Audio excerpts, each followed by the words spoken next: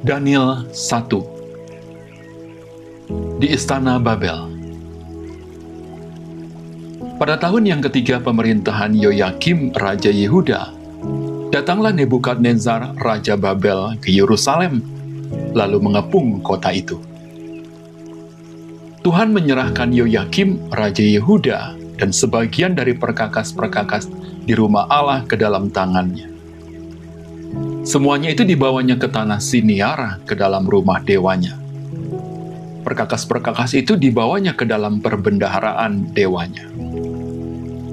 Lalu raja bertitah kepada Aspenas, kepala istananya, untuk membawa beberapa orang Israel yang berasal dari keturunan raja dan dari kaum bangsawan, yakni orang-orang muda yang tidak ada sesuatu celah, yang berperawakan baik, yang memahami berbagai-bagai hikmat, berpengetahuan banyak dan yang mempunyai pengertian tentang ilmu, yakni orang-orang yang cakap untuk bekerja dalam istana raja, supaya mereka diajarkan tulisan dan bahasa orang Kasdim. Dan raja menetapkan bagi mereka pelabur setiap hari dari santapan raja dan dari anggur yang biasa diminumnya. Mereka harus dididik selama 3 tahun, dan sesudah itu mereka harus bekerja pada raja. Di antara mereka itu ada juga beberapa orang Yehuda, yakni Daniel, Hananya, Misael, dan Azaria. Pemimpin pegawai istana itu memberi nama lain kepada mereka. Daniel dinamainya Belzazar, Hananya dinamainya Sadrak, Misael dinamainya Mesak, dan Azaria dinamainya Abednego. Daniel berketetapan untuk tidak menajiskan dirinya dengan santapan raja dan dengan anggur yang biasa diminum raja. Dimintanyalah kepada pemimpin pegawai istana itu, supaya ia tak usah menajiskan dirinya. Maka Allah mengaruniakan kepada Daniel kasih dan sayang dari pemimpin pegawai istana itu. Tetapi berkatalah pemimpin pegawai istana itu kepada Daniel, "Aku takut kalau tuanku raja, yang telah menetapkan makanan dan minumanmu, berpendapat bahwa kamu kelihatan kurang sehat daripada orang-orang muda lain yang sebaya dengan kamu, sehingga karena kamu aku dianggap bersalah oleh raja." Kemudian berkatalah Daniel kepada penjenang yang telah diangkat oleh pemimpin pegawai istana untuk mengawasi Daniel, Hananya, Misael, dan Azaria, "Adakanlah percobaan dengan hamba-hambamu ini selama 10 hari, dan biarlah kami diberikan sayur untuk dimakan dan air untuk diminum. Sesudah itu bandingkanlah perawakan kami dengan perawakan orang-orang muda yang makan dari santapan raja. Kemudian perlakukanlah hamba-hambamu ini sesuai dengan pendapatmu." Didengarkannyalah permintaan mereka itu, lalu diadakan percobaan dengan mereka selama 10 hari. Setelah lewat 10 hari, ternyata perawakan mereka lebih baik dan mereka kelihatan lebih gemuk daripada semua orang muda yang telah makan dari santapan raja. Kemudian penjenang itu selalu mengambil makanan mereka dan anggur yang harus mereka minum, lalu memberikan sayur kepada mereka. Kepada keempat orang muda itu Allah memberikan pengetahuan dan kepandaian tentang berbagai-bagai tulisan dan hikmat. Sedang Daniel juga mempunyai pengertian tentang berbagai-bagai penglihatan dan mimpi. Setelah lewat waktu yang ditetapkan raja, bahwa mereka sekalian harus dibawa menghadap, maka dibawanyalah mereka oleh pemimpin pegawai istana itu ke hadapan Nebukadnezar. Raja bercakap-cakap dengan mereka, dan di antara mereka sekalian itu tidak didapati yang setara dengan Daniel, Hananya, Misael, dan Azaria. Maka bekerjalah mereka itu pada raja. Dalam tiap-tiap hal yang memerlukan kebijaksanaan dan pengertian, yang ditanyakan raja kepada mereka, didapatinya bahwa mereka 10 kali lebih cerdas daripada semua orang berilmu dan semua ahli jampi di seluruh kerajaannya. Daniel ada di sana sampai tahun pertama pemerintahan Kores.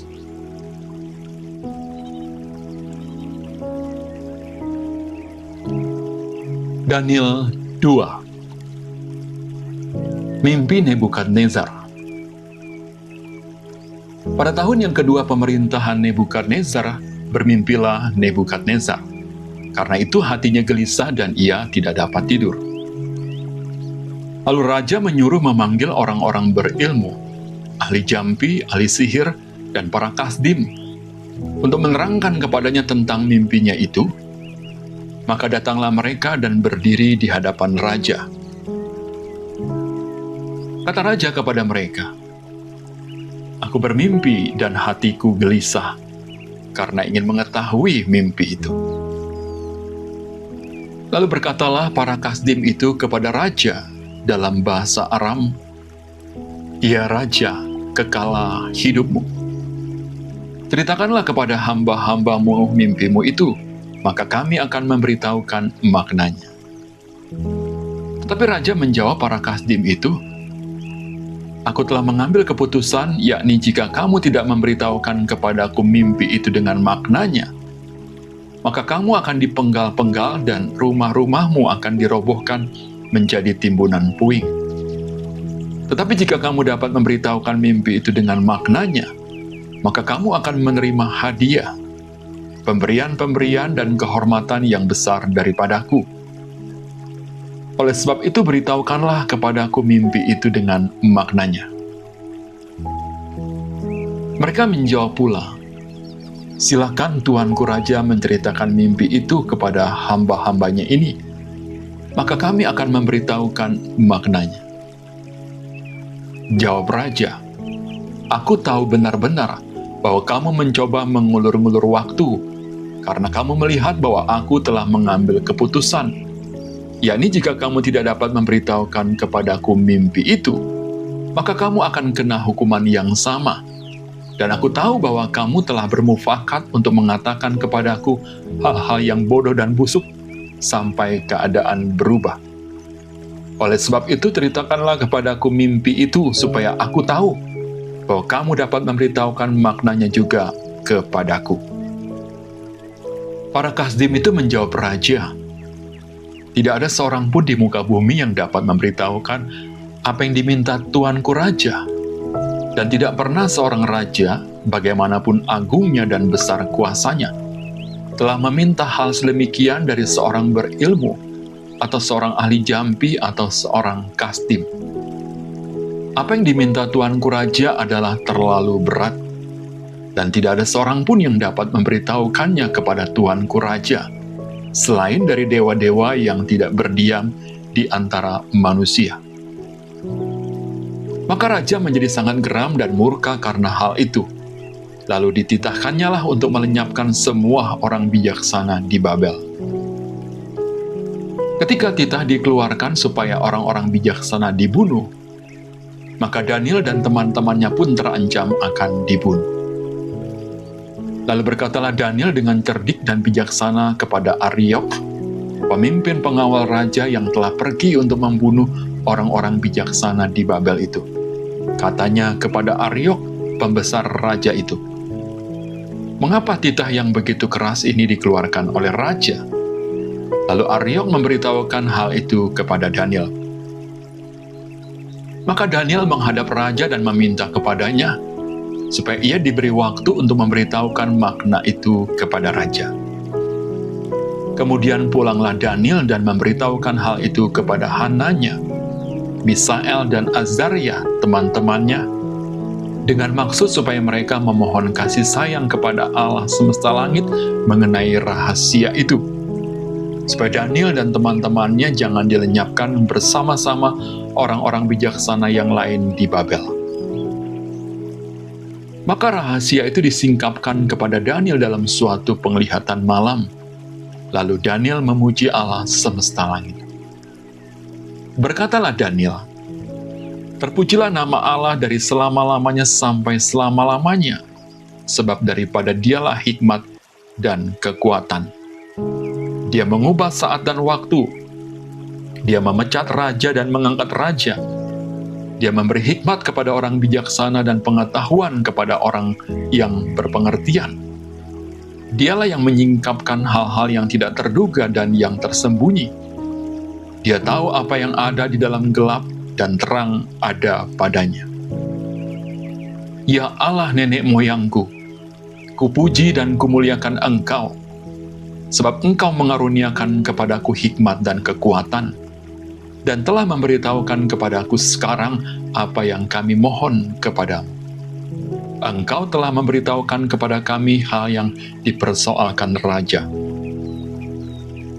Sebab itu pergilah Daniel kepada Ariok yang telah ditugaskan raja untuk melenyapkan orang-orang bijaksana di Babel. Maka pergilah ia serta berkata kepadanya demikian. Orang-orang bijaksana di Babel itu jangan kau lenyapkan. Bawalah aku menghadap raja. Maka aku akan memberitahukan kepada raja makna itu. Ariok segera membawa Daniel menghadap raja serta berkata kepada raja demikian. Aku telah mendapat seorang dari antara orang-orang buangan dari Yehuda yang dapat memberitahukan makna itu kepada raja. Bertanyalah raja kepada Daniel yang namanya Belsasar. Sanggupkah engkau memberitahukan kepadaku mimpi yang telah kulihat itu dengan maknanya juga? Daniel menjawab, katanya kepada raja, rahasia yang ditanyakan tuanku raja tidaklah dapat diberitahukan kepada raja oleh orang bijaksana, ahli jampi, orang berilmu atau ahli nujum. Tetapi di sorga ada Allah yang menyingkapkan rahasia-rahasia. Ia telah memberitahukan kepada tuanku Raja Nebukadnezar apa yang akan terjadi pada hari-hari yang akan datang. Mimpi dan penglihatan-penglihatan yang tuanku lihat di tempat tidur ialah ini. Sedang tuanku ada di tempat tidur, ya tuanku Raja. Timbul pada tuanku pikiran-pikiran tentang apa yang akan terjadi di kemudian hari, dan dia yang menyingkapkan rahasia-rahasia telah memberitahukan kepada tuanku apa yang akan terjadi. Adapun aku, kepadaku telah disingkapkan rahasia itu, bukan karena hikmat yang mungkin ada padaku melebihi hikmat semua orang yang hidup, tetapi supaya maknanya diberitahukan kepada tuanku raja, dan supaya tuanku mengenal pikiran-pikiran tuanku. Ya raja, tuanku melihat suatu penglihatan, yakni sebuah patung yang amat besar. Patung ini tinggi, berkilau-kilauan luar biasa, tegak di hadapan tuanku, dan tampak mendahsyatkan. Adapun patung itu, kepalanya dari emas tua, dada dan lengannya dari perak, perut dan pinggangnya dari tembaga, sedang pahanya dari besi dengan kakinya sebagian dari besi dan sebagian lagi dari tanah liat. Sementara tuanku melihatnya, terungkit lepas sebuah batu tanpa perbuatan tangan manusia, lalu menimpa patung itu, tepat pada kakinya yang dari besi dan tanah liat itu sehingga remuk. Maka dengan sekaligus diremukkannya lah juga besi, tanah liat, tembaga, perak dan emas itu, dan semuanya menjadi seperti sekam di tempat pengirikan pada musim panas. Lalu angin menghembuskannya, sehingga tidak ada bekas-bekasnya yang ditemukan. Tetapi batu yang menimpa patung itu menjadi gunung besar yang memenuhi seluruh bumi. Itulah mimpi tuanku. Dan sekarang maknanya akan kami katakan kepada tuanku raja. Ya tuanku raja, segala raja, yang kepadanya Allah semesta langit telah diberikan kerajaan, kekuasaan, kekuatan, dan kemuliaan, dan yang ke dalam tangannya telah diserahkannya anak-anak manusia, dimanapun mereka berada, binatang-binatang di padang dan burung-burung di udara, dan yang dibuatnya menjadi kuasa atas semuanya itu. Tuankulah kepala yang dari emas itu. Tetapi sesudah tuanku akan muncul suatu kerajaan lain, yang kurang besar dari kerajaan tuanku, Kemudian suatu kerajaan lagi, yakni yang ketiga dari tembaga, yang akan berkuasa atas seluruh bumi. Sesudah itu akan ada suatu kerajaan yang keempat, yang keras seperti besi, tepat seperti besi yang meremukkan dan menghancurkan segala sesuatu, dan seperti besi yang menghancur luluhkan. Maka kerajaan ini akan meremukkan dan menghancur luluhkan semuanya. Dan seperti Tuanku lihat kaki dan jari-jarinya sebagian dari tanah liat tukang periuk, dan sebagian lagi dari besi. Itu berarti bahwa kerajaan itu terbagi. Memang kerajaan itu juga keras seperti besi, sesuai dengan yang Tuanku lihat, besi itu bercampur dengan tanah liat. Tetapi sebagaimana jari-jari kaki itu sebagian dari besi, dan sebagian lagi dari tanah liat, demikianlah kerajaan itu akan menjadi keras sebagian dan rapuh sebagian. Seperti Tuanku lihat besi bercampur dengan tanah liat. Itu berarti mereka akan bercampur oleh perkawinan, tetapi tidak akan merupakan suatu kesatuan. Seperti besi tidak dapat bercampur dengan tanah liat. Tetapi pada zaman raja-raja, Allah semesta langit akan mendirikan suatu kerajaan yang tidak akan binasa sampai selama-lamanya. Dan kekuasaan tidak akan beralih lagi kepada bangsa lain. Kerajaan itu akan meremukkan segala kerajaan dan menghabisinya. Tetapi kerajaan itu sendiri akan tetap untuk selama-lamanya.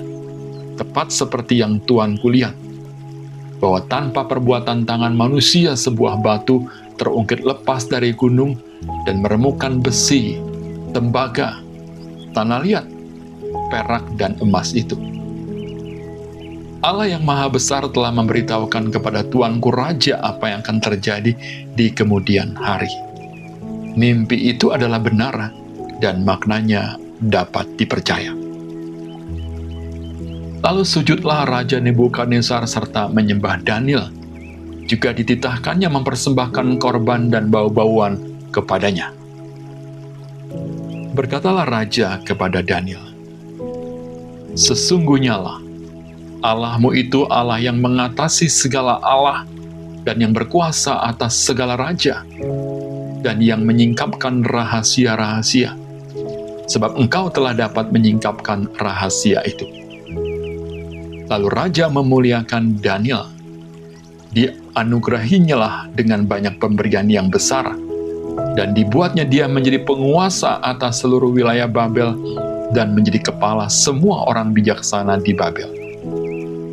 Atas permintaan Daniel, Raja menyerahkan pemerintahan wilayah Babel itu kepada Sadrak, Mesak, dan Abednego, sedang Daniel sendiri tinggal di istana raja.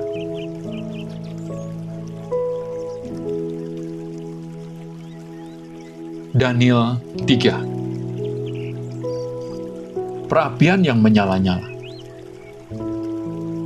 Raja Nebukadnezar membuat sebuah patung emas yang tingginya 60 hasta dan lebarnya 6 hasta yang didirikannya di antara Dura di wilayah Babel. Lalu Raja Nebukadnezar menyuruh orang mengumpulkan para wakil raja, para penguasa, para bupati, para penasihat negara, para bendahara, para hakim, para ahli hukum, dan semua kepala daerah untuk menghadiri pentabisan patung yang telah didirikannya itu.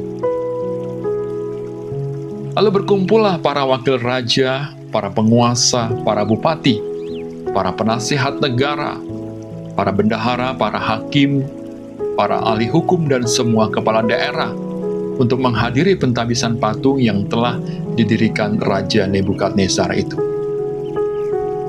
Dan berserulah seorang bentara dengan suara nyaring, "Beginilah dititahkan kepadamu, hai orang-orang dari segala bangsa, suku bangsa, dan bahasa.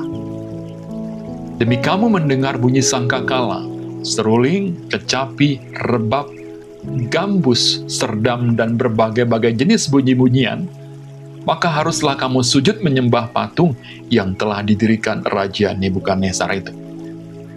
Siapa yang tidak sujud menyembah akan dicampakkan seketika itu juga ke dalam perapian yang menyala-nyala. Sebab itu demi segala bangsa mendengar bunyi sangkakala, seruling, kecapi, rebab, gambus, dan berbagai-bagai jenis bunyi-bunyian, maka sujudlah orang-orang dari segala bangsa, suku bangsa, dan bahasa, dan menyembah patung emas yang telah didirikan Raja Nebukadnezar itu. Pada waktu itu juga tampillah beberapa orang Kasdim menuduh orang Yahudi. Berkatalah mereka kepada Raja Nebukadnezar, "Ya Raja, kekalah hidup Tuanku. Tuanku Raja telah mengeluarkan titah bahwa setiap orang yang mendengar bunyi sangkakala, seruling, kecapi, rebab, gambus, serdam, dan berbagai-bagai jenis bunyi-bunyian harus sujud menyembah patung emas itu. Dan bahwa siapa yang tidak sujud menyembah akan dicampakkan ke dalam perapian yang menyala-nyala." Ada beberapa orang Yahudi yang kepada mereka telah Tuanku berikan pemerintahan atas wilayah Babel, yakni Sadrak, Mesak, dan Abednego. Orang-orang ini tidak mengindahkan titah Tuanku, ya Raja. Mereka tidak memuja dewa Tuanku dan tidak menyembah patung emas yang telah Tuanku dirikan. Sesudah itu Nebukadnezar memerintahkan dalam marahnya dan geramnya untuk membawa Sadrak, Mesak, dan Abednego menghadap.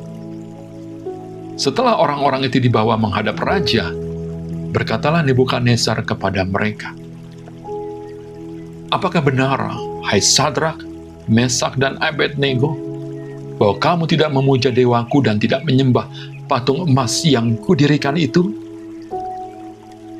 Sekarang, jika kamu bersedia, demi kamu mendengar bunyi sangkakala, seruling, kecapi, rebab, gambus, serdam, dan berbagai-bagai jenis bunyi-bunyian, sujudlah menyembah patung yang kubuat itu. Tetapi jika kamu tidak menyembah, kamu akan dicampakkan seketika itu juga ke dalam perapian yang menyala-nyala. Dan dewa manakah yang dapat melepaskan kamu dari dalam tanganku?"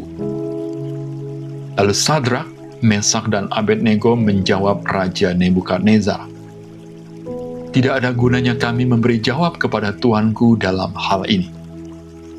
Jika Allah kami yang kami puja sanggup melepaskan kami, maka Ia akan melepaskan kami dari perapian yang menyala-nyala itu, dan dari dalam tanganmu, ya Raja. Tetapi seandainya tidak, hendaklah Tuanku mengetahui, ya Raja, bahwa kami tidak akan memuja dewa Tuanku, dan tidak akan menyembah patung emas yang Tuanku dirikan itu." Maka meluaplah kegeraman Nebukadnezar, air mukanya berubah terhadap Sadrak, Mesak, dan Abednego. Lalu diperintahkannya supaya perapian itu dibuat 7 kali lebih panas dari yang biasa. Kepada beberapa orang yang sangat kuat dari tentaranya dititahkannya untuk mengikat Sadrak, Mesak, dan Abednego dan mencampakkan mereka ke dalam perapian yang menyala-nyala itu. Lalu diikatlah ketiga orang itu dengan jubah, celana, topi, dan pakaian-pakaian mereka yang lain, dan dicampakkan ke dalam perapian yang menyala-nyala. Karena titah raja itu keras, dipanaskanlah perapian itu dengan luar biasa, sehingga nyala api itu membakar mati orang-orang yang mengangkat Sadrak, Mesak, dan Abednego itu ke atas. Tetapi ketiga orang itu, yakni Sadrak, Mesak, dan Abednego, jatuh ke dalam perapian yang menyala-nyala itu dengan terikat. Kemudian terkejutlah Raja Nebukadnezar lalu bangun dengan segera. Berkatalah ia kepada para menterinya, "Bukankah 3 orang yang telah kita campakkan dengan terikat ke dalam api itu?" Jawab mereka kepada raja, "Benar, ya Raja." Katanya, "Tetapi ada 4 orang kulihat berjalan-jalan dengan bebas di tengah-tengah api itu. Mereka tidak terluka, dan yang keempat itu rupanya seperti anak dewa." Lalu Nebukadnezar mendekati pintu perapian yang menyala-nyala itu, berkatalah ia, "Sadrak, Mesak, dan Abednego, hamba-hamba Allah yang Maha Tinggi, keluarlah dan datanglah kemari." Lalu keluarlah Sadrak, Mesak, dan Abednego dari api itu. Dan para wakil raja, para penguasa, para bupati, dan para menteri raja datang berkumpul. Mereka melihat bahwa tubuh orang-orang ini tidak mempan oleh api itu, bahwa rambut di kepala mereka tidak hangus, jubah mereka tidak berubah apa-apa. Bahkan bau kebakaran pun tidak ada pada mereka. Berkatalah Nebukadnezar, "Terpujilah Allahnya Sadrak, Mesak, dan Abednego. Ia telah mengutus malaikatnya dan melepaskan hamba-hambanya yang telah menaruh percaya kepadanya, dan melanggar titah raja dan yang menyerahkan tubuh mereka, karena mereka tidak mau memuja dan menyembah Allah manapun kecuali Allah mereka. Sebab itu aku mengeluarkan perintah, bahwa setiap orang dari bangsa, suku bangsa, atau bahasa manapun ia, yang mengucapkan penghinaan terhadap Allahnya Sadrak, Mesak, dan Abednego, akan dipenggal-penggal dan rumahnya akan dirobohkan menjadi timbunan puing, karena tidak ada Allah lain yang dapat melepaskan secara demikian itu." Lalu raja memberikan kedudukan tinggi kepada Sadrak, Mesak, dan Abednego di wilayah Babel.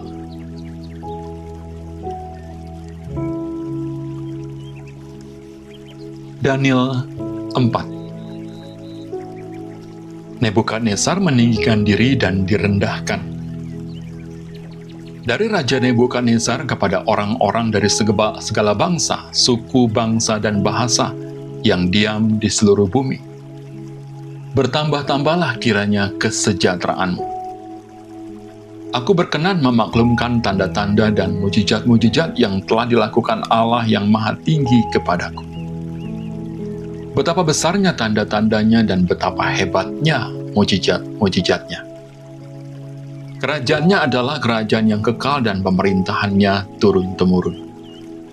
Aku, Nebukadnezar, diam dalam rumahku dengan tenang dan hidup dengan senang dalam istanaku. Lalu aku mendapat mimpi yang mengejutkan aku, dan khayalanku di tempat tidurku serta penglihatan-penglihatan yang kulihat menggelisahkan aku. Maka aku mengeluarkan titah bahwa semua orang bijaksana di Babel harus dibawa menghadap aku, supaya mereka memberitahukan kepadaku makna mimpi itu.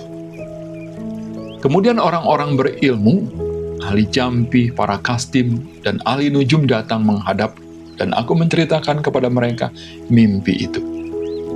Tetapi mereka tidak dapat memberitahukan maknanya kepadaku. Pada akhirnya, Daniel datang menghadap aku, yakni Daniel yang dinamai Belsasar menurut nama dewaku, dan yang penuh dengan roh para dewa yang kudus. Lalu kuceritakan kepadanya mimpi itu. "Hai Belsasar, kepala orang-orang berilmu, aku tahu bahwa engkau penuh dengan roh para dewa yang kudus, dan bahwa tidak ada rahasia yang sukar bagimu. Sebab itu inilah riwayat penglihatan mimpi yang kudapat, maka ceritakanlah kepadaku maknanya. Adapun penglihatan yang kudapat di tempat tidurku itu demikian. Di tengah-tengah bumi ada sebatang pohon yang sangat tinggi. Pohon itu bertambah besar dan kuat, tingginya sampai ke langit, dan dapat dilihat sampai ke ujung seluruh bumi. Daun-daunnya indah, buahnya berlimpah-limpah. Padanya ada makanan bagi semua yang hidup. Di bawahnya binatang-binatang di padang mencari tempat bernaung, dan di dahan-dahannya bersarang burung-burung di udara, dan segala makhluk mendapat makanan daripadanya. Kemudian dalam penglihatan yang kudapat di tempat tidurku itu tampak seorang penjaga, seorang kudus turun dari langit. Ia berseru dengan nyaring demikian, katanya, "Tebanglah pohon itu dan potonglah dahan-dahannya. Gugurkanlah daun-daunnya dan hamburkanlah buah-buahnya. Biarlah binatang-binatang lari dari bawahnya dan burung-burung dari dahan-dahannya. Tetapi biarkanlah tunggulnya tinggal di dalam tanah, terikat dengan rantai dari besi dan tembaga. di rumput muda di padang. Biarlah ia dibasahi dengan embun dari langit, dan bersama-sama dengan binatang-binatang mendapat bagiannya dari rumput di bumi. Biarlah hati manusianya berubah dan diberikan kepadanya hati binatang. Demikianlah berlaku atasnya sampai 7 masa berlalu. Titah ini adalah menurut putusan para penjaga, dan hal itu menurut perkataan orang-orang kudus, supaya orang-orang yang hidup tahu bahwa Yang Maha Tinggi berkuasa atas kerajaan manusia dan memberikannya kepada siapa yang dikehendakinya. Bahkan orang yang paling kecil sekalipun dapat diangkatnya untuk kedudukan itu. Itulah mimpi yang telah kudapat. Aku, Raja Nebukadnezar. Sekarang engkau, Belsazar, katakanlah kepadaku maknanya. Sebab semua orang bijaksana dari kerajaanku tidak dapat memberitahukan maknanya kepadaku. Tetapi engkaulah yang sanggup, karena engkau penuh dengan roh para dewa yang kudus. Lalu berdirilah Daniel yang namanya Belsazar. Tercengang beberapa saat, pikiran-pikirannya menggelisahkan dia. Berkatalah raja, Belsazar, janganlah mimpi dan maknanya itu menggelisahkan engkau. Belsazar menjawab, Tuanku, biarlah mimpi itu tertimpa atas musuh Tuanku dan maknanya atas seteru Tuanku. Pohon yang Tuanku lihat itu, yang bertambah besar dan kuat, yang tingginya sampai ke langit dan yang terlihat sampai ke seluruh bumi, yang daun-daunnya indah dan buahnya berlimpah-limpah, dan padanya ada makanan bagi semua yang hidup, yang di bawahnya ada binatang-binatang di padang, dan di dahan-dahannya bersarang burung-burung di udara. Tuankulah itu Raja, Tuanku yang telah bertambah besar dan kuat, yang kebesarannya bertambah sampai ke langit, dan yang kekuasaannya sampai ke ujung bumi.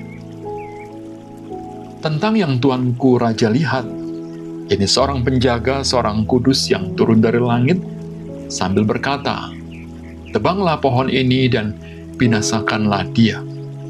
Tetapi biarkanlah tunggulnya ada di dalam tanah, terikat dengan rantai dari besi dan tembaga, di rumput muda di padang, dan biarlah ia dibasahi dengan embun dari langit, dan mendapat bagiannya bersama-sama dengan binatang-binatang di padang, sehingga sudah berlaku yang demikian atasnya sampai 7 masa berlalu. Inilah maknanya ya Raja, dan inilah putusan yang Maha Tinggi mengenai Tuanku Raja. Tuanku akan dihalau dari antara manusia, dan tempat tinggal Tuanku akan ada di antara binatang-binatang di padang. Kepada Tuanku akan diberikan makanan rumput seperti kepada lembu, dan Tuanku akan dibasahi dengan embun dari langit, dan demikianlah akan berlaku atas Tuanku sampai 7 masa berlalu, hingga Tuanku mengakui bahwa Yang Maha Tinggi berkuasa atas kerajaan manusia, dan memberikannya kepada siapa yang dikehendakinya. Yang dikatakan tentang membiarkan tunggul pohon itu, berarti kerajaan Tuanku akan kembali, Tuanku pegang segera sesudah Tuanku mengakui bahwa sorgalah yang mempunyai kekuasaan. Jadi, ya Raja, biarlah nasihatku berkenan pada hati Tuanku. Lepaskanlah diri Tuanku daripada dosa dengan melakukan keadilan, dan daripada kesalahan dengan menunjukkan belas kasihan terhadap orang yang tertindas. Dengan demikian kebahagiaan Tuanku akan dilanjutkan. Semuanya itu terjadi atas Raja Nebukadnezar, sebab setelah lewat 12 bulan, ketika ia sedang berjalan-jalan di atas istana raja di Babel, berkatalah Raja, bukankah itu Babel yang besar itu, yang dengan kekuatan kuasaku dan untuk kemuliaan kebesaranku telah kubangun menjadi kota kerajaan? Raja belum habis bicara, ketika suatu suara terdengar dari langit, kepadamu dinyatakan, ya Raja Nebukadnezar, bahwa kerajaan telah beralih daripadamu. Engkau akan dihalau dari antara manusia dan tempat tinggalmu akan ada di antara binatang-binatang di padang. Kepadamu akan diberikan makanan rumput seperti kepada lembu. Dan demikianlah akan berlaku atasmu sampai 7 masa berlalu, hingga engkau mengakui bahwa Yang Maha Tinggi berkuasa atas kerajaan manusia dan memberikannya kepada siapa yang dikehendakinya. Pada saat itu juga terlaksanalah perkataan itu atas Nebukadnezar. Dan ia dihalau dari antara manusia dan makan rumput seperti lembu. Dan tubuhnya basah oleh embun dari langit, sampai rambutnya menjadi panjang seperti bulu burung Raja Wali dan kukunya seperti kuku burung. Tetapi setelah lewat waktu yang ditentukan, aku, Nebukadnezar, menengadah ke langit dan akal budiku kembali lagi kepadaku. Lalu aku memuji Yang Maha Tinggi dan membesarkan dan memuliakan yang hidup kekal itu. Karena kekuasaannya ialah kekuasaan yang kekal dan kerajaannya turun-temurun. Semua penduduk bumi dianggap remeh. Ia berbuat menurut kehendaknya terhadap bala tentara langit dan penduduk bumi, dan tidak ada seorang pun yang dapat menolak tangannya dengan berkata kepadanya, "Apa yang kau buat?" Pada waktu akal budiku kembali kepadaku, kembalilah juga kepadaku kebesaran dan kemuliaanku untuk kemasyuran kerajaanku. Para menteriku dan para pembesarku menjemput aku lagi. Aku dikembalikan kepada kerajaanku, bahkan kemuliaan yang lebih besar dari dahulu diberikan kepadaku. Jadi sekarang aku, Nebukadnezar, memuji, meninggikan dan memuliakan Raja Sorga, yang segala perbuatannya adalah benar dan jalan-jalannya adalah adil, dan yang sanggup merendahkan mereka yang berlaku congkak.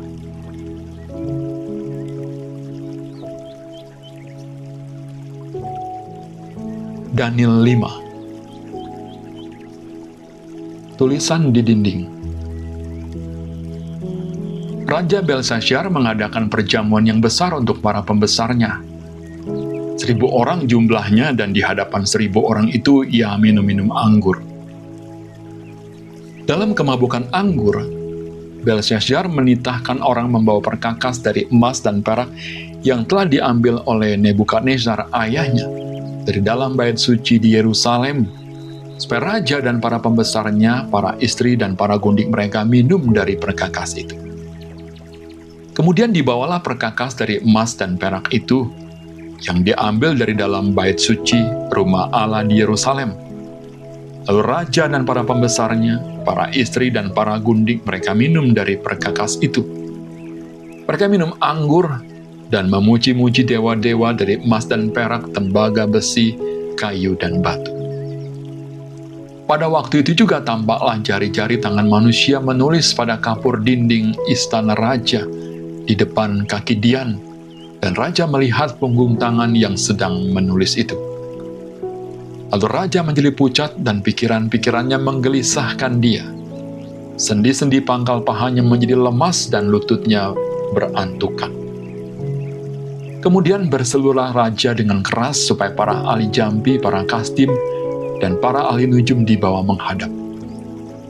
Berkatalah raja kepada para orang bijaksana di Babel itu, "Setiap orang yang dapat membaca tulisan ini dan dapat memberitahukan maknanya kepadaku, kepadanya akan dikenakan pakaian dari kain ungu, dan lehernya akan dikalungkan rantai emas, dan di dalam kerajaanku ia akan mempunyai kekuasaan sebagai orang ketiga." Tetapi semua orang bijaksana dari raja yang telah datang menghadap tidak sanggup membaca tulisan itu dan tidak sanggup memberitahukan maknanya kepada raja. Sesudah itu sangatlah cemas hati Raja Belsasyar dan ia menjadi pucat. Juga para pembesarnya terperanjat. Karena perkataan raja dan para pembesarnya itu, masuklah permaisuri ke dalam ruang perjamuan. Berkatalah ia, "Ia raja, kekallah hidup tuanku." Janganlah pikiran-pikiran tuanku menggelisahkan tuanku dan janganlah menjadi pucat. Sebab dalam kerajaan tuanku ada seorang yang penuh dengan roh para dewa yang kudus. Dalam zaman ayah tuanku ada terdapat pada orang itu kecerahan, akal budi dan hikmat yang seperti hikmat para dewa. Ia telah diangkat oleh Raja Nebukadnezar, ayah tuanku, menjadi kepala orang-orang berilmu, para ahli jampi, para kasdim, dan para ahli nujum. Karena pada orang itu terdapat roh yang luar biasa, dan pengetahuan dan akal budi, sehingga dapat menerangkan mimpi, menyingkapkan hal-hal yang tersembunyi, dan menguraikan kekusutan, yakni pada Daniel yang dinamai Belsasar oleh Raja. Baiklah, sekarang Daniel dipanggil dan ia akan memberitahukan maknanya. Lalu dibawalah Daniel menghadap Raja. Bertanyalah Raja kepada Daniel, "Engkaukah Daniel itu? Salah seorang buangan yang telah diangkut oleh Raja ayahku dari tanah Yehuda?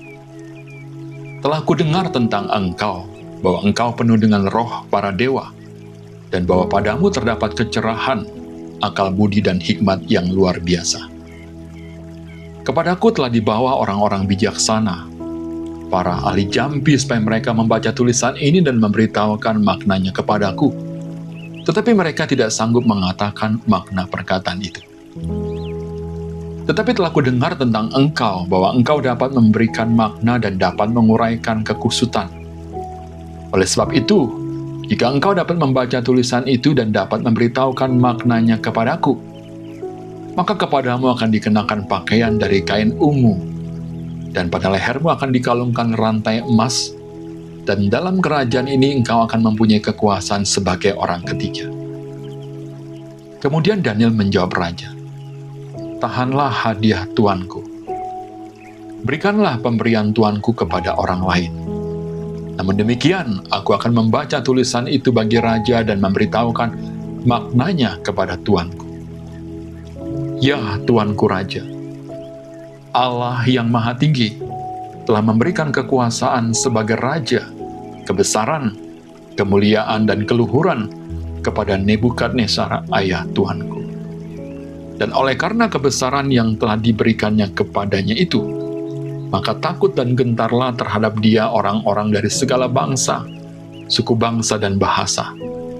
Dibunuhnya siapa yang dikehendakinya, dan dibiarkannya hidup siapa yang dikehendakinya. Ditinggikannya siapa yang hendak dikehendakinya, dan direndahkannya siapa yang dikehendakinya. Tetapi ketika ia menjadi tinggi hati dan keras kepala, sehingga berlaku terlalu angkuh, maka ia dijatuhkan dari tahta kerajaannya, dan kemuliaannya diambil daripadanya. Ia dihalau dari antara manusia, dan hatinya menjadi sama seperti hati binatang, dan tempat tinggalnya ada di antara keledai hutan. Kepadanya diberikan makanan rumput seperti kepada lembu, dan tubuhnya basah oleh embun dari langit, sampai ia mengakui bahwa Allah yang Maha Tinggi berkuasa atas kerajaan manusia, dan mengangkat siapa yang dikehendakinya untuk kedudukannya itu. Tetapi tuanku Belsasar, anaknya, tidak merendahkan diri, walaupun tuanku mengetahui semuanya ini. Tuanku meninggikan diri terhadap yang berkuasa di sorga. Perkakas dari baitnya dibawa orang kepada tuanku. Lalu tuanku serta para pembesar tuanku, para istri dan para gundik tuanku telah minum anggur dari perkakas itu. Tuanku telah memuji-muji dewa-dewa dari perak dan emas, dari tembaga, besi, kayu, dan batu, yang tidak dapat melihat atau mendengar atau mengetahui, dan tidak tuanku memuliakan Allah, yang menggenggam nafas tuanku dan menentukan segala jalan tuanku. Sebab itu, ia menyuruh punggung tangan itu dan dituliskanlah tulisan ini. Maka inilah tulisan yang tertulis itu. Mene, Mene, Tekel, Upharsin. Dan inilah makna perkataan itu. Mene, masa pemerintahan tuanku dihitung oleh Allah dan telah diakhiri. Tekel. Tuanku ditimbang dengan raja dan didapati terlalu ringan. Peres. Kerajaan tuanku dipecah dan diberikan kepada orang Media dan Persia. Lalu atas titah Belsyazar dikenakanlah kepada Daniel pakaian dari kain ungu, dan pada lehernya dikalungkan rantai emas, dan dimaklumkanlah tentang dia, bahwa di dalam kerajaan ia akan mempunyai kekuasaan sebagai orang ketiga. Pada malam itu juga terbunuhlah Belsyazar, raja orang Kasdim itu. Gua Singa. Darius orang Media menerima pemerintahan ketika ia berumur 62 tahun.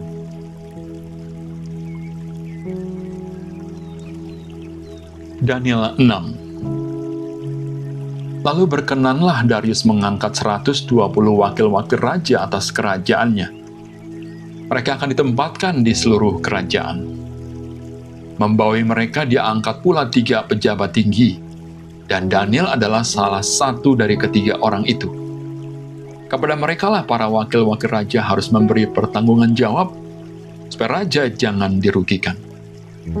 Maka Daniel ini melebihi para pejabat tinggi dan para wakil raja itu, karena ia mempunyai roh yang luar biasa, dan raja bermaksud untuk menempatkannya atas seluruh kerajaannya. Kemudian para pejabat tinggi dan wakil raja itu mencari alasan dakwaan terhadap Daniel dalam hal pemerintahan. Tetapi mereka tidak mendapat alasan apapun atau sesuatu kesalahan, sebab ia setia dan tidak ada didapati sesuatu kelalaian atau sesuatu kesalahan padanya. Maka berkatalah orang-orang itu, kita tidak akan mendapat suatu alasan dakwaan terhadap Daniel ini, kecuali dalam hal ibadahnya kepada Allahnya. Kemudian bergegas-gegaslah para pejabat tinggi dan wakil raja itu menghadap raja serta berkata kepadanya, "Ya Raja Darius, kekalah hidup tuanku. Semua pejabat tinggi kerajaan ini, semua penguasa dan wakil raja, para menteri dan bupati telah bermufakat supaya dikeluarkan kiranya suatu penetapan raja dan ditetapkan suatu larangan agar barang siapa yang dalam 30 hari menyampaikan permohonan kepada salah satu dewa atau manusia kecuali kepada tuanku, ya Raja, maka ia akan dilemparkan ke dalam gua singa. Oleh sebab itu, ya Raja, keluarkanlah larangan itu dan buatlah suatu surat perintah yang tidak dapat diubah, menurut undang-undang orang Media dan Persia yang tidak dapat dicabut kembali." Sebab itu Raja Darius membuat surat perintah dengan larangan itu.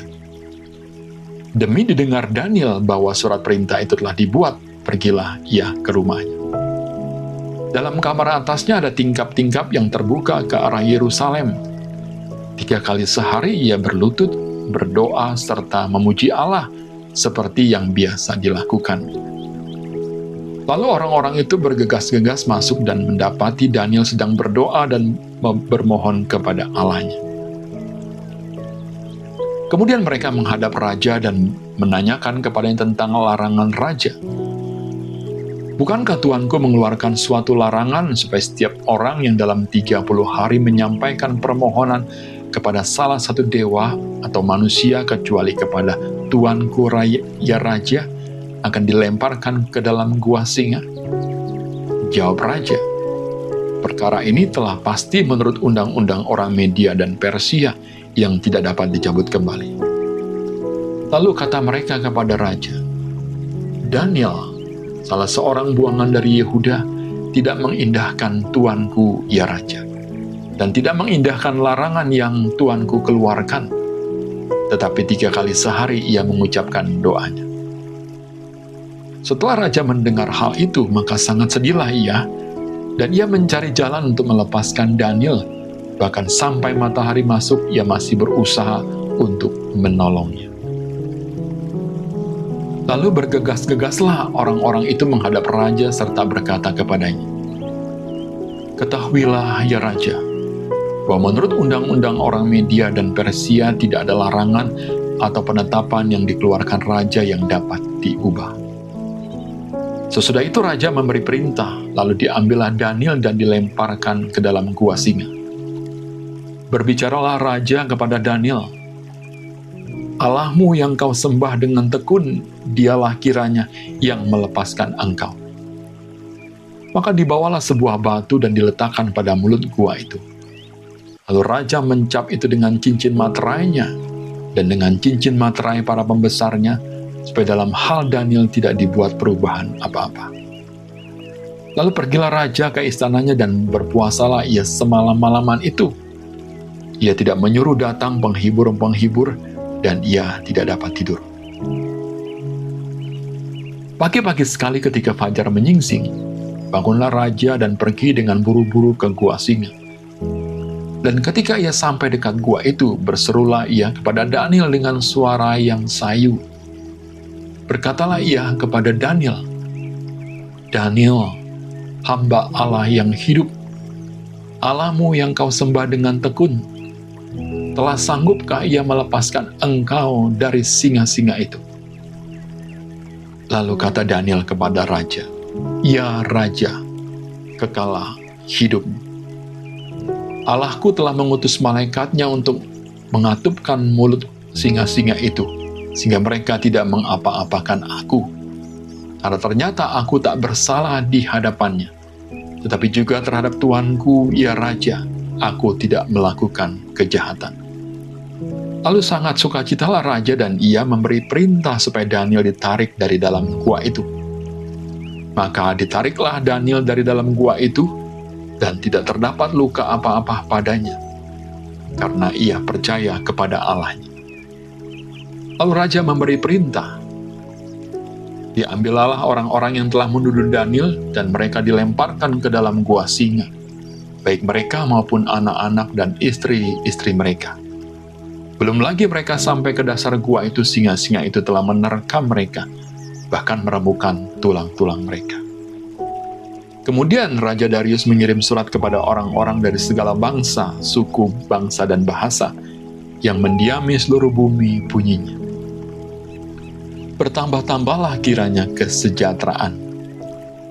Bersama ini kuberikan perintah bahwa di seluruh kerajaan yang kukuasai orang harus takut dan gentar kepada Allahnya Daniel, sebab dialah Allah yang hidup, yang kekal untuk selama-lamanya.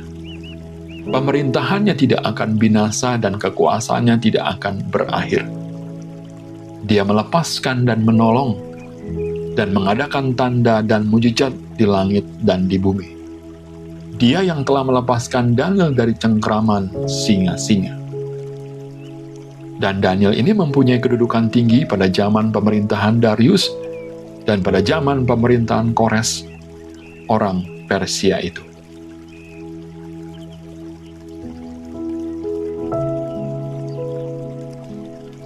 Daniel 7. Keempat binatang dan anak manusia.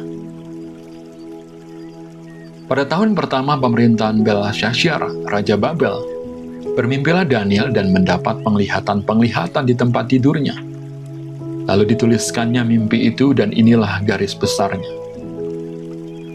Berkatalah Daniel demikian, "Pada malam hari aku mendapat penglihatan, tampak keempat angin dari langit mengguncangkan laut besar, dan empat binatang besar naik dari dalam laut, yang satu berbeda dengan yang lain. Yang pertama rupanya seperti seekor singa, dan mempunyai sayap burung Raja Wali. Aku terus melihatnya sampai sayapnya tercabut, dan dia terangkat dari tanah dan ditegakkan pada dua kaki seperti manusia, dan kepadanya diberikan hati manusia. Dan tampak ada seekor binatang yang lain, yang kedua, rupanya seperti beruang.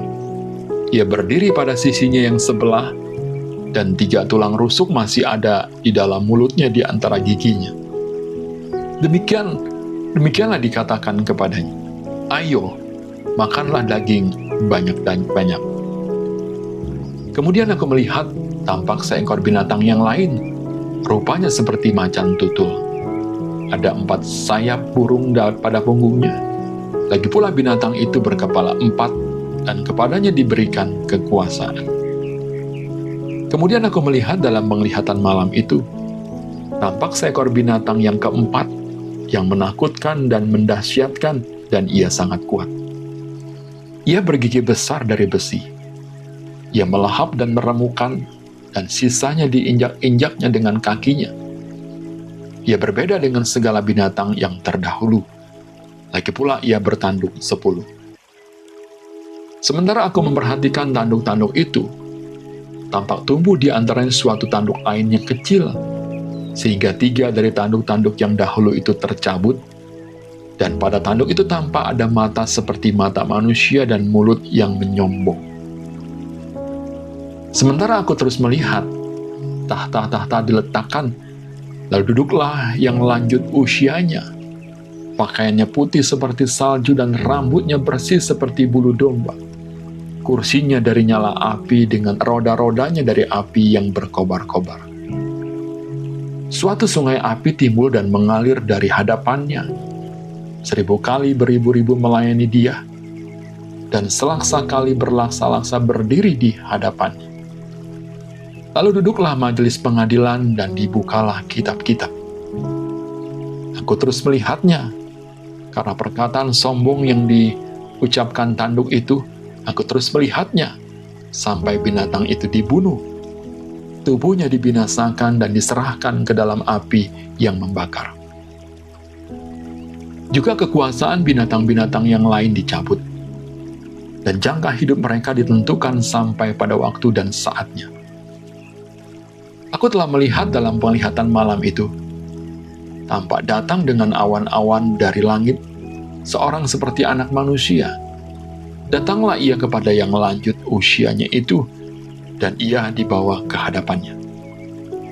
Lalu diberikan kepadanya kekuasaan dan kemuliaan dan kekuasaan sebagai raja. Maka orang-orang dari segala bangsa, suku bangsa, dan bahasa mengabdi kepadanya. Kekuasaannya ialah kekuasaan yang kekal, yang tidak akan lenyap, dan kerajaannya ialah kerajaan yang tidak akan musnah. Maka aku, Daniel, terharu karena hal itu, dan penglihatan-penglihatan yang kulihat itu menggelisahkan aku. Lalu kudekati salah seorang dari mereka yang berdiri di sana, dan kuminta penjelasan tentang semuanya itu. Maka berkatalah ia kepadaku, dan diberitahukannya lah kepadaku maknanya. Binatang-binatang besar yang 4 ekor itu ialah 4 raja yang akan muncul dari dalam bumi. Sesudah itu, orang-orang kudus milik yang maha tinggi akan menerima pemerintahan, dan mereka akan memegang pemerintahan itu sampai selama-lamanya, bahkan kekal selama-lamanya. Lalu aku ingin mendapat penjelasan tentang binatang yang keempat itu, yang berbeda dengan segala binatang yang lain, yang sangat menakutkan, dengan gigi besinya dan kuku tembaganya, yang melahap dan meremukan dan menginjak-injak sisanya dengan kakinya, dan tentang ke-10 tanduk yang ada pada kepalanya, dan tentang tanduk yang lain, yakni tanduk yang mempunyai mata dan yang mempunyai mulut yang menyombong, yang tumbuh sehingga patahlah 3 tanduk, dan yang lebih besar rupanya dari tanduk-tanduk yang lain. Dan aku melihat tanduk itu berperang melawan orang-orang kudus dan mengalahkan mereka, sampai yang lanjut usianya itu datang, dan keadilan diberikan kepada orang-orang kudus milik yang maha tinggi, dan waktunya datang orang-orang kudus itu memegang pemerintahan. Maka demikianlah katanya, binatang yang keempat itu ialah kerajaan yang keempat yang akan ada di bumi, yang akan berbeda dengan segala kerajaan yang akan menelan seluruh bumi, menginjak-injaknya dan meremukannya. Ke-10 tanduk itu ialah ke-10 raja yang muncul dari kerajaan itu. Sesudah mereka akan muncul seorang raja. Dia berbeda dengan raja-raja yang dahulu dan akan merendahkan 3 raja. Ia akan mengucapkan perkataan yang menentang yang maha tinggi, dan akan menganiaya orang-orang kudus milik yang maha tinggi. Ia berusaha untuk mengubah waktu dan hukum, dan mereka akan diserahkan ke dalam tangannya selama 1 masa dan 2 masa dan setengah masa. Lalu majelis pengadilan akan duduk, dan kekuasaan akan dicabut daripadanya untuk dimusnahkan dan dihancurkan sampai lenyap. Maka pemerintahan, kekuasaan dan kebesaran dari kerajaan-kerajaan di bawah semesta langit akan diberikan kepada orang-orang kudus, umat yang maha tinggi. Pemerintahan mereka adalah pemerintahan yang kekal, dan segala kekuasaan akan mengabdi dan patuh kepada mereka. Sekianlah berita itu. Adapun aku, Daniel, pikiran-pikiranku sangat menggelisahkan aku, sehingga aku menjadi pucat, dan aku menyimpan hal itu dalam ingatanku.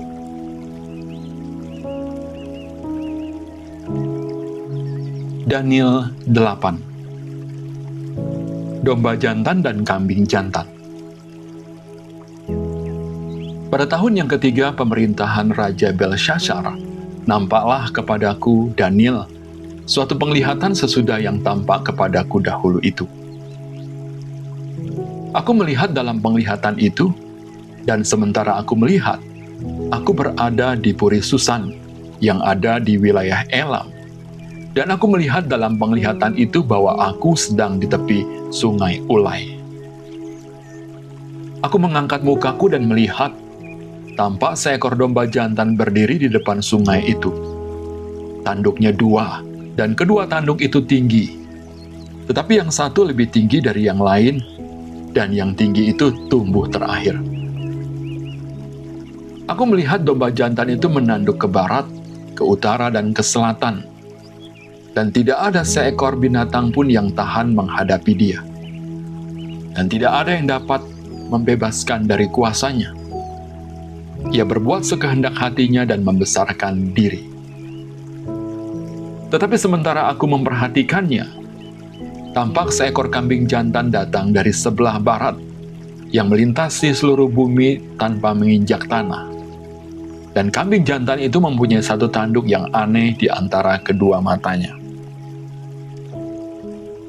Ia datang pada domba jantan yang 2 tanduknya, dan yang kulihat berdiri di depan sungai itu, lalu menyerangnya dengan keganasan yang hebat. Aku melihatnya mendekati domba jantan itu, ia menggeram, lalu ditanduknya domba jantan itu. Dipatahkannya kedua tanduknya, dan domba jantan itu tidak berdaya untuk tahan menghadapi dia.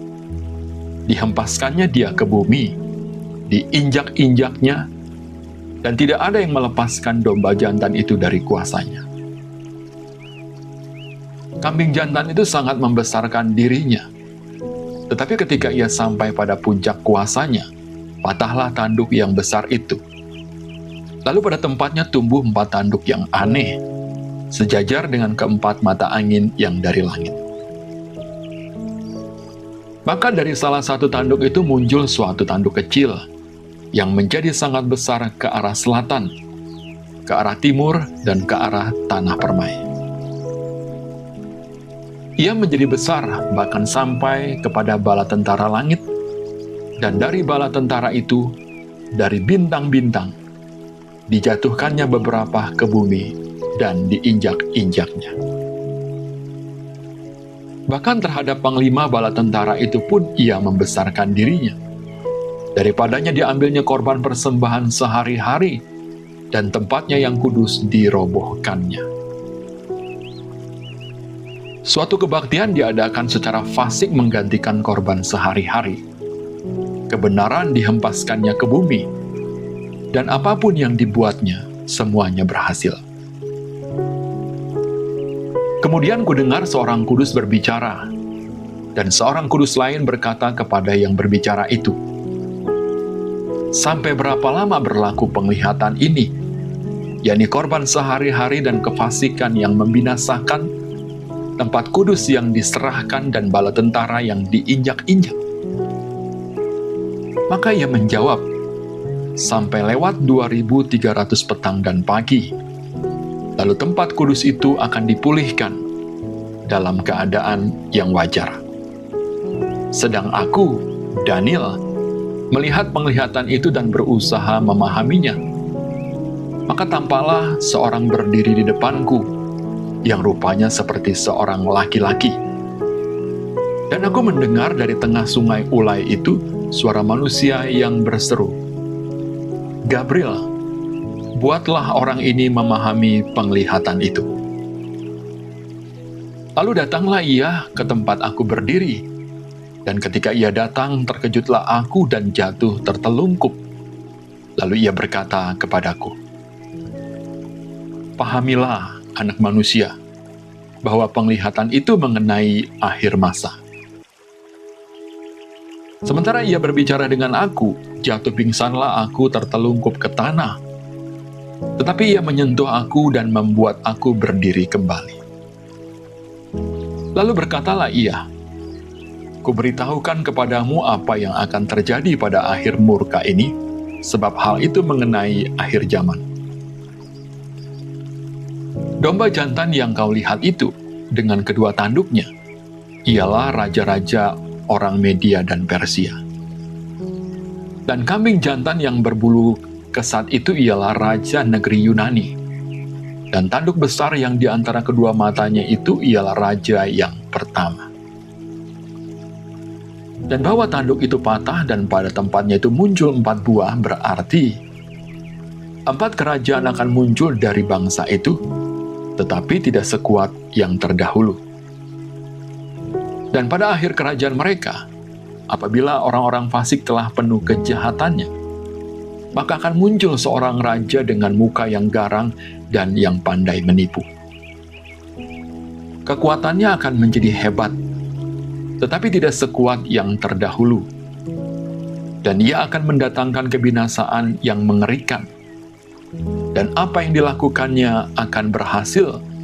Orang-orang berkuasa akan dibinasakannya, juga umat orang kudus. Dan oleh karena akalnya, penipuan yang dilakukannya akan berhasil. Ia akan membesarkan dirinya dalam hatinya, dan dengan tidak disangka-sangka banyak orang akan dibinasakan juga. Ia akan bangkit melawan raja segala raja. Tetapi tanpa perbuatan tangan manusia, ia akan dihancurkan. Adapun penglihatan tentang petang dan pagi itu, apa yang dikatakan tentang itu adalah benar. Tetapi engkau, sembunyikanlah penglihatan itu, sebab hal itu mengenai masa depan yang masih jauh. Maka aku, Daniel, lelah dan jatuh sakit beberapa hari lamanya. Kemudian bangunlah aku dan melakukan pula urusan raja. Dan aku tercengang-cengang tentang penglihatan itu, tetapi tidak memahaminya.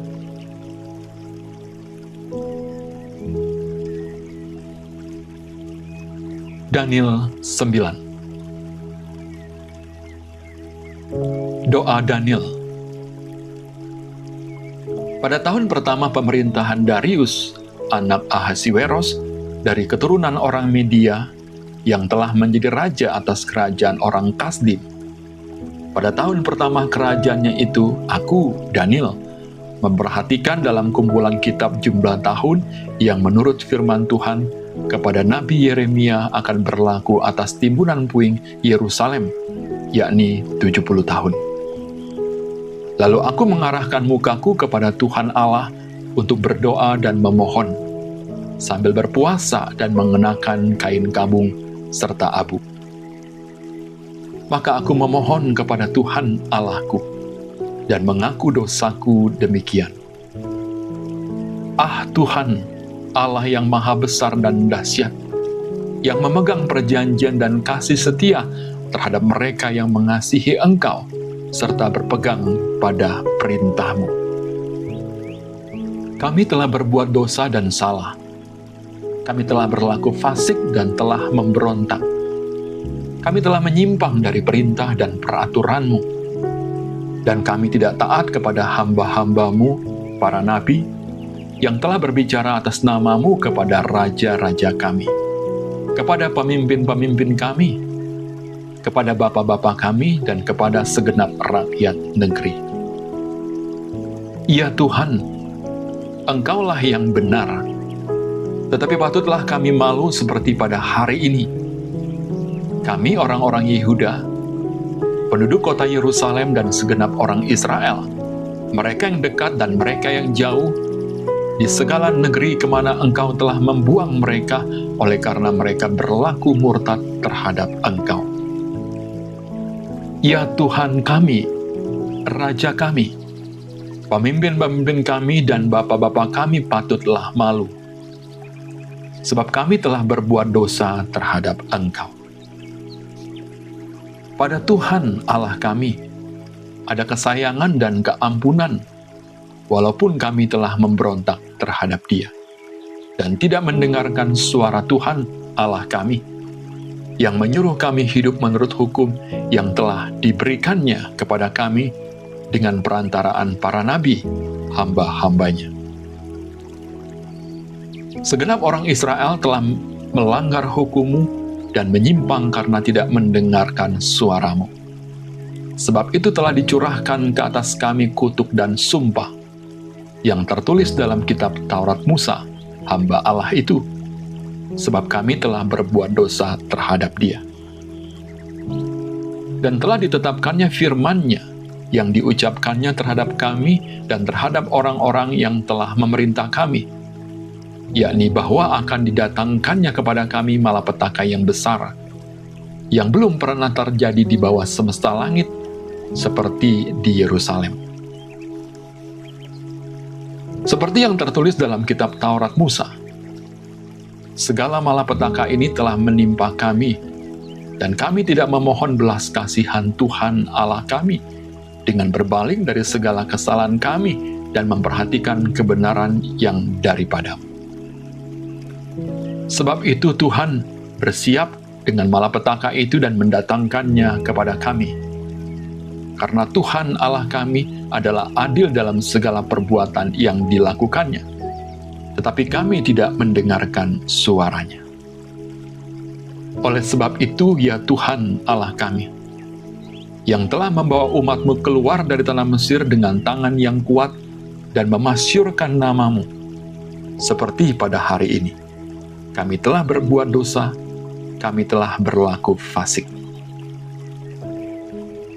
Ya Tuhan, sesuai dengan belas kasihan-Mu, biarlah kiranya murka dan amarah-Mu berlaku dari Yerusalem, kota-Mu, gunung-Mu yang kudus.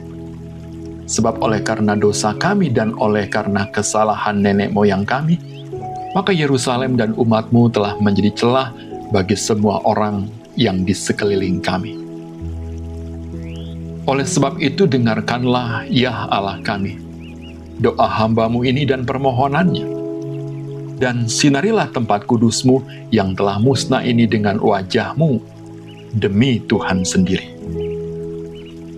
Ya Allahku, arahkanlah telinga-Mu dan dengarlah, bukalah mata-Mu dan lihatlah kebinasaan kami dan kota yang disebut dengan nama-Mu. Sebab kami menyampaikan doa permohonan kami ke hadapan-Mu, bukan berdasarkan jasa-jasa kami, tetapi berdasarkan kasih sayang-Mu yang berlimpah-limpah. Ya Tuhan, dengarlah. Ya Tuhan, ampunilah. Ya Tuhan, perhatikanlah dan bertindaklah dengan tidak bertangguh. Oleh karena Engkau sendiri Allahku, sebab kota-Mu dan umat-Mu disebut dengan nama-Mu. 70 kali 7 masa.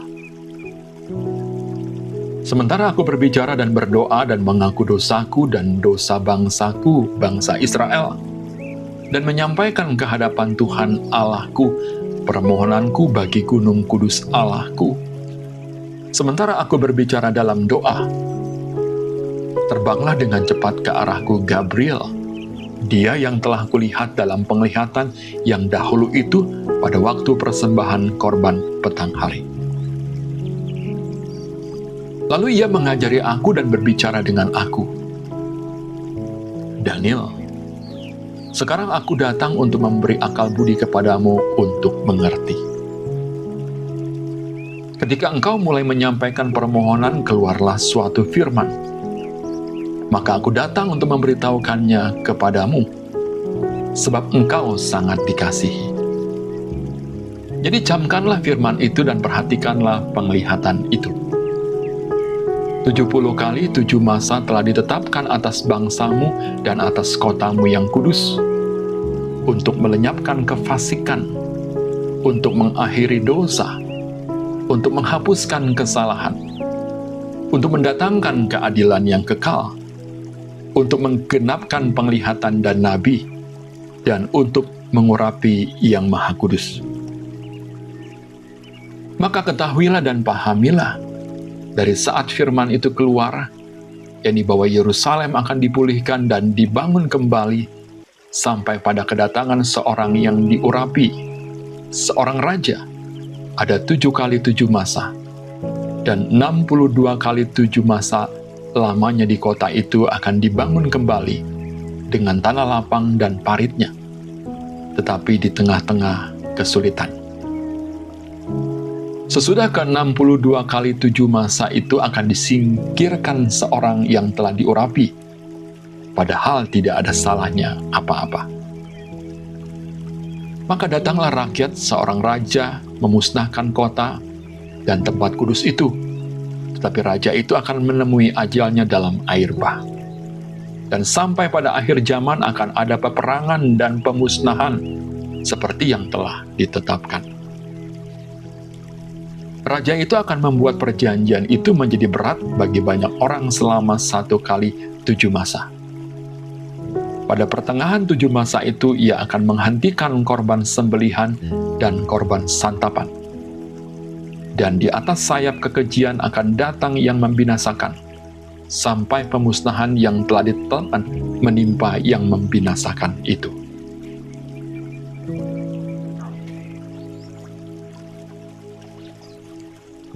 Daniel 10. Penglihatan Daniel di tepi sungai Tigris. Pada tahun ketiga pemerintahan Kores, raja orang Persia, suatu firman dinyatakan kepada Daniel yang diberi nama Belsazar.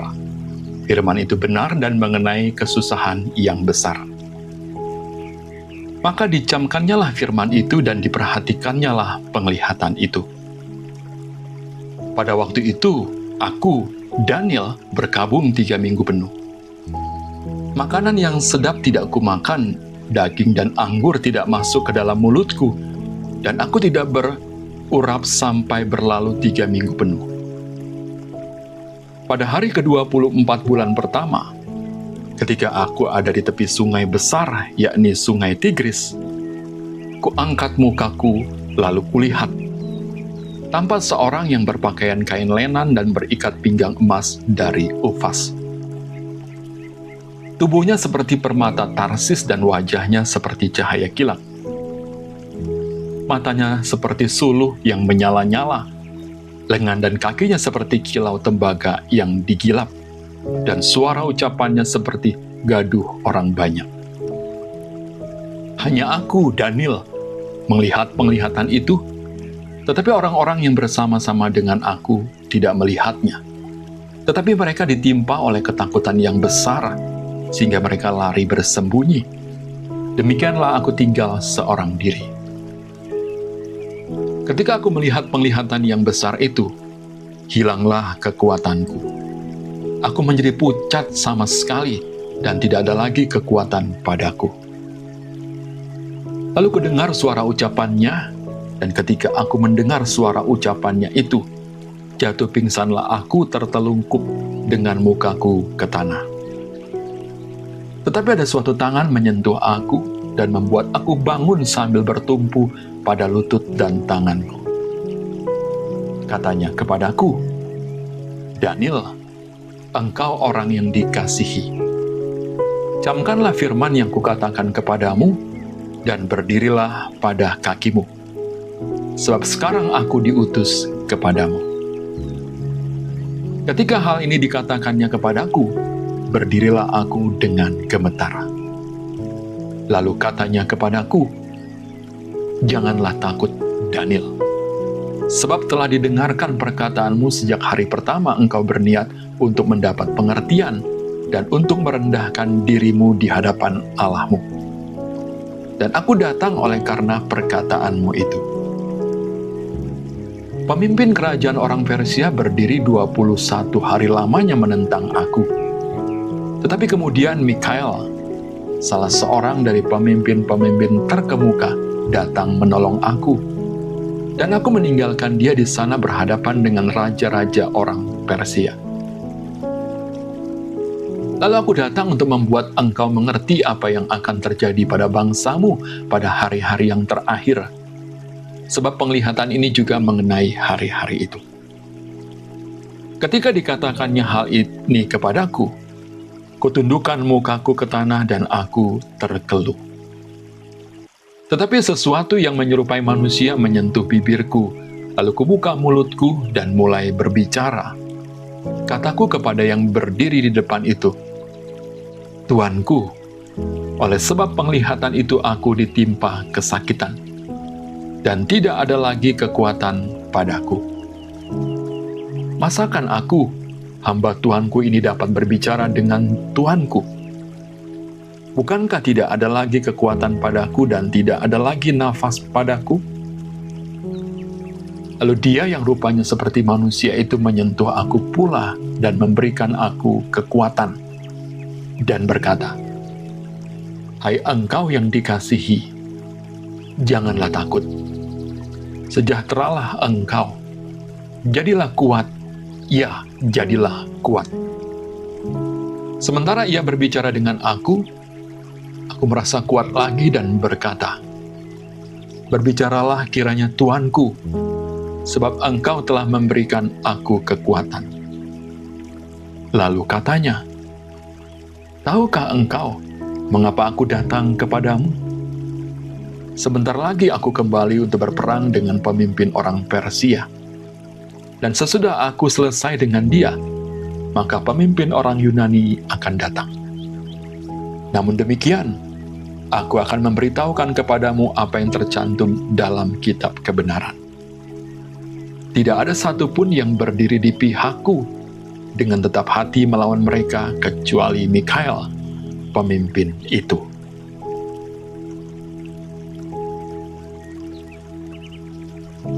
Daniel 11. Seperti dahulu aku juga mendampinginya untuk menguatkan dan menyokongnya, yakni pada tahun pertama pemerintahan Darius, orang Media itu. Raja negeri utara dan raja negeri selatan. Oleh sebab itu, aku akan memberitahukan kepadamu hal yang benar. Sesungguhnya, 3 raja lagi akan muncul di negeri Persia, dan yang keempat akan mendapat kekayaan yang lebih besar dari mereka semua. Dan apabila ia telah menjadi kuat karena kekayaannya, ia akan berusaha sekuat-kuatnya untuk melawan kerajaan Yunani. Kemudian akan muncul seorang raja yang gagah perkasa, yang akan memerintah dengan kekuasaan yang besar dan akan berbuat sekehendaknya.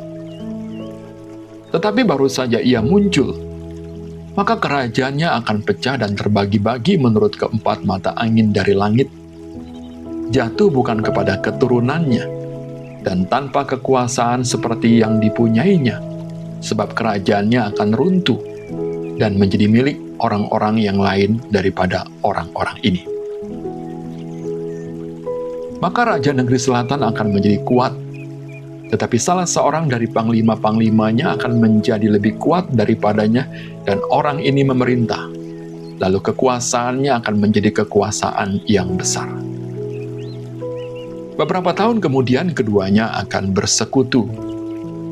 Putri Raja Negeri Selatan akan datang kepada Raja Negeri Utara untuk mengadakan persetujuan. Tetapi putri itu tidak berhasil, juga keturunannya tidak dapat bertahan. Putri itu akan diserahkan, demikian pula orang-orang yang mengantarnya, anak yang dilahirkannya dan orang yang mengawininya.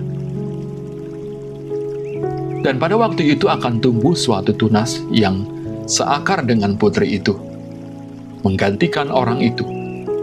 Dan orang ini akan bergerak maju melawan tentara Raja Negeri Utara dan memasuki kota bentengnya. Dan ia akan bertindak terhadap mereka dan ia akan berkuasa. Bahkan dewa-dewa mereka dan patung-patung tuangan mereka dan barang-barang mereka yang berharga dari perak dan emas akan diangkutnya sebagai jarahan ke Mesir. Lalu beberapa tahun lamanya ia akan berhenti berperang melawan raja negeri utara. Kemudian raja ini akan memasuki kerajaan raja negeri selatan, tetapi kemudian pulang ke negerinya sendiri. Kemudian anak-anaknya akan bersiap untuk berperang dan akan mengerahkan sejumlah tentara yang besar. Lalu salah seorang dari mereka itu akan bergerak maju melawan dia, menggenangi dan meliputi semuanya seperti air bah. Dan pada serbuan yang kedua kalinya ia akan sampai ke benteng musuhnya. Maka menggeramlah raja negeri selatan itu, lalu maju berperang melawan raja negeri utara yang telah mengerahkan sejumlah tentara besar, dan tentara besar itu akan jatuh ke tangan musuhnya. Setelah tentara besar itu dihancurkannya, maka hatinya akan bermegah. Walaupun ia telah menewaskan berlaksa-laksa orang, ia tidak akan mempunyai kekuatan. Lalu untuk kedua kalinya raja negeri utara itu akan mengerahkan sejumlah tentara besar, lebih besar dari yang pertama. Dan beberapa tahun kemudian ia akan bergerak maju melawan dia dengan tentara yang besar dan dengan banyak perlengkapan perang. Pada waktu itu banyak orang akan bangkit melawan raja negeri selatan. Juga orang-orang yang lalim dari bangsamu akan membesarkan diri, sehingga penglihatan itu menjadi kenyataan, tetapi mereka akan tergelincir. Maka raja negeri utara itu akan datang, mendirikan kubu pengepungan dan merebut kota yang berbenteng, dan tentara negeri selatan tidak akan dapat bertahan, juga pasukan-pasukan pilihannya sekalipun, ya, tidak ada kekuatan apapun yang dapat bertahan, sehingga raja yang menyerangnya akan berbuat sekehendak hati, dan tidak ada seorang pun yang dapat bertahan menghadapinya. Ia akan menduduki tanah permai, dan seluruhnya akan ada dalam kekuasaannya. Kemudian ia akan berusaha untuk menguasai seluruh kerajaan orang yang lain itu. Ia akan mengadakan persetujuan dengan dia, dan seorang putrinya diberikannya kepadanya untuk menghancurkan kerajaan itu. Tetapi maksudnya itu tidak akan berhasil dan tidak akan menguntungkannya. Lalu ia akan memalingkan mukanya ke tanah-tanah pesisir dan banyak yang direbutnya. Tetapi seorang panglima akan menghentikan penghinaannya itu, bahkan akan mengembalikan penghinaan itu kepadanya. Sesudah itu ia akan memalingkan mukanya ke kota-kota benteng di negerinya sendiri, tetapi ia akan tergelincir dan jatuh dan tidak akan ditemukan lagi. Menggantikan dia akan muncul seorang yang menyuruh seorang pemungut pajak menjalani bagian yang terindah dari kerajaan itu. Tetapi beberapa hari kemudian ia akan dibinasakan, bukan oleh kemarahan atau oleh peperangan. Menggantikan dia akan muncul seorang yang hina, yang tidak memperoleh martabat raja, tetapi dengan tak disangka-sangka ia akan datang merebut kedudukan raja dengan perbuatan-perbuatan licin. Seluruh tentara yang datang melanda akan dihanyutkan di hadapannya dan dihancurkan. Bahkan juga seorang raja perjanjian.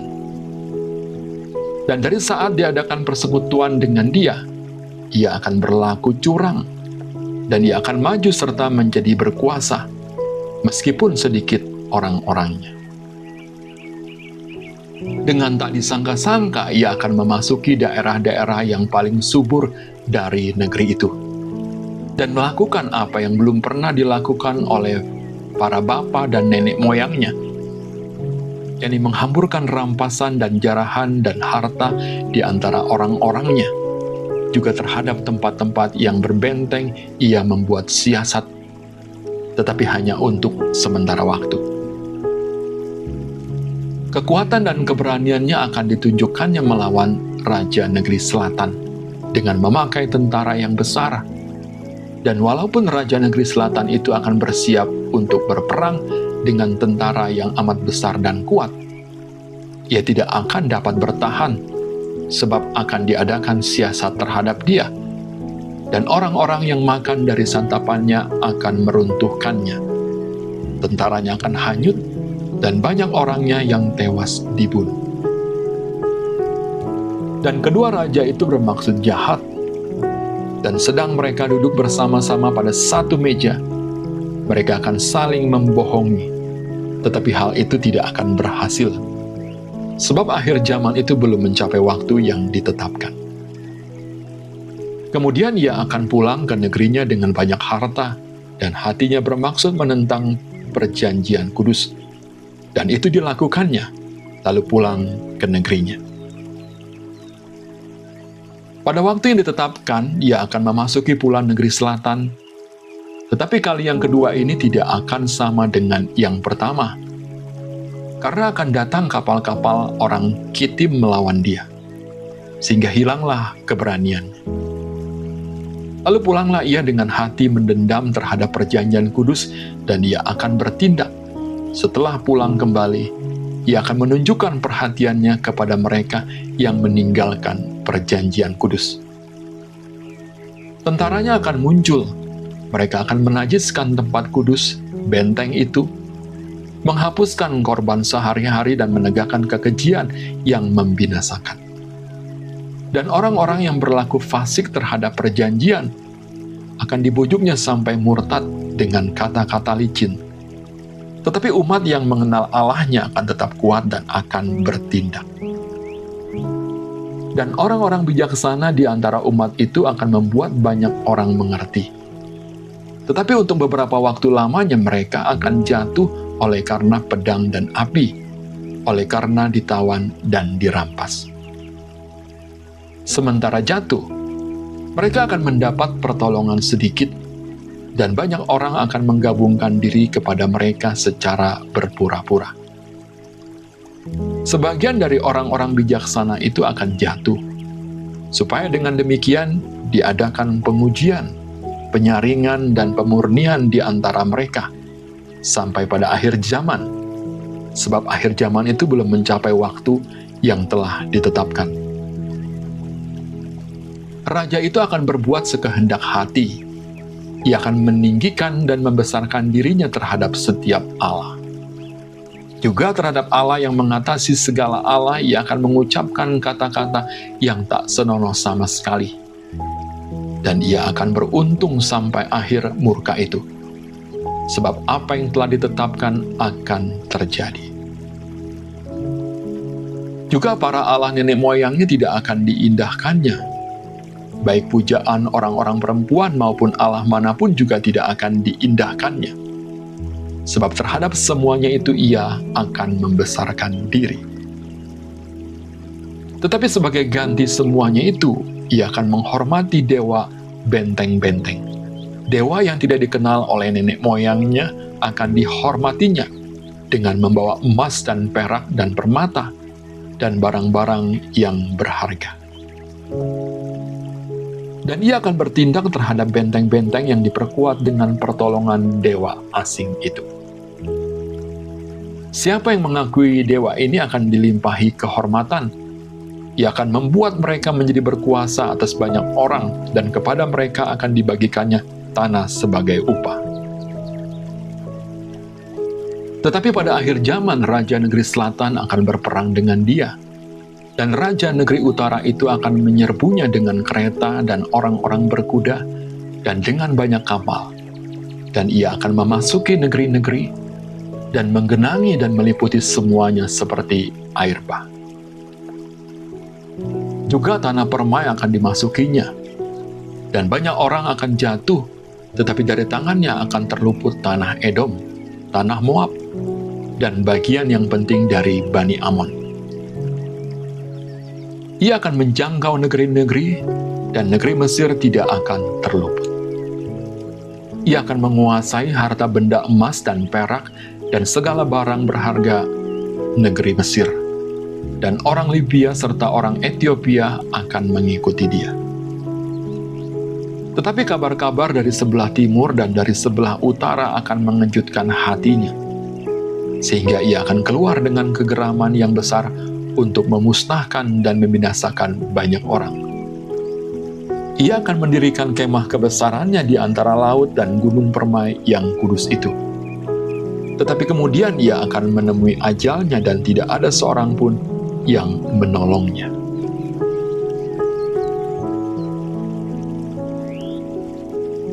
Daniel 12. Akhir zaman. Pada waktu itu juga akan muncul Mikael, pemimpin besar itu, yang akan mendampingi anak-anak bangsamu, dan akan ada suatu waktu kesesakan yang besar, seperti yang belum pernah terjadi sejak ada bangsa-bangsa sampai pada waktu itu. Tetapi pada waktu itu bangsamu akan terluput, yakni barang siapa yang didapati namanya tertulis dalam kitab itu. Dan banyak dari antara orang-orang yang telah tidur di dalam debu tanah akan bangun, sebagian untuk mendapat hidup yang kekal, sebagian untuk mengalami kehinaan dan kengerian yang kekal. Dan orang-orang bijaksana akan bercahaya seperti cahaya cakrawala, dan yang telah menuntun banyak orang kepada kebenaran seperti bintang-bintang tetap untuk selama-lamanya. Tetapi engkau, Daniel, sembunyikanlah segala firman itu, dan meteraikanlah kitab itu sampai pada akhir zaman. Banyak orang akan menyelidikinya, dan pengetahuan akan bertambah. Kemudian aku, Daniel, melihat, maka tampaklah berdiri dua orang lain, seorang di tepi sungai sebelah sini, dan yang lain di tepi sungai yang sebelah sana. Dan yang seorang bertanya kepada yang berpakaian kain lenan, yang ada di sebelah atas air sungai itu, bilakah hal-hal yang ajaib ini akan berakhir? Lalu kudengar orang yang berpakaian kain lenan yang ada di sebelah atas air sungai itu bersumpah demi Dia yang hidup kekal, sambil mengangkat tangan kanan dan tangan kirinya ke langit. 1 masa dan 2 masa dan setengah masa, dan setelah berakhir kuasa perusak bangsa yang kudus itu, maka segala hal ini akan digenapi. Adapun aku, memang kudengar hal itu, tetapi tidak memahaminya. Lalu kutanya, Tuanku, apakah akhir segala hal ini? Tetapi ia menjawab, Pergilah, Daniel, sebab firman ini akan tinggal tersembunyi dan termeterai sampai pada akhir zaman. Banyak orang akan disucikan dan dimurnikan dan diuji, tetapi orang-orang fasik akan berlaku fasik. Tidak seorang pun dari orang fasik itu akan memahaminya, tetapi orang-orang bijaksana akan memahaminya. Sejak dihentikan korban sehari-hari dan ditegakkan dewa-dewa kekejian yang membinasakan itu, ada 1.290 hari. Berbahagialah orang yang tetap menanti-nanti dan mencapai 1.335 hari. Tetapi engkau, pergilah sampai tiba akhir zaman, dan engkau akan beristirahat, dan akan bangkit untuk mendapat bagianmu pada kesudahan zaman.